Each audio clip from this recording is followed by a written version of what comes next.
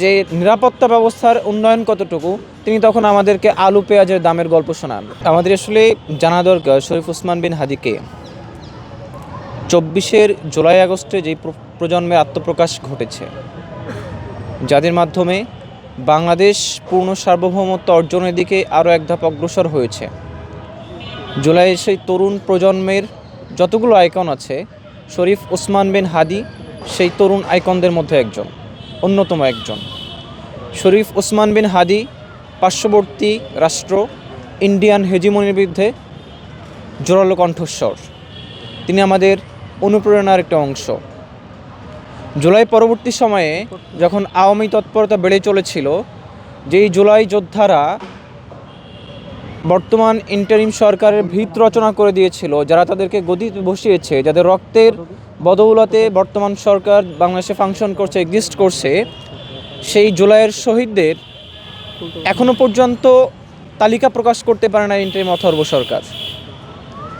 ওসমান হাদি ভাই এই ইন্টারিম সরকারের বিরুদ্ধে আওয়াজ তুলেছিলেন। তিনি জুলাইয়ের যোদ্ধাদের নিরাপত্তার জন্য আওয়াজ তুলেছিলেন, জুলাইয়ের শহীদদের স্বীকৃতির জন্য আওয়াজ তুলেছিলেন, জুলাইয়ের রোহিঙ্গা শহীদ তার স্বীকৃতির জন্য আওয়াজ তুলেছিলেন। অতএব ওসমান হাদি ভাই, আমরা মনে করি তিনি জুলাইয়ের অন্যতম একজন কাল্ট।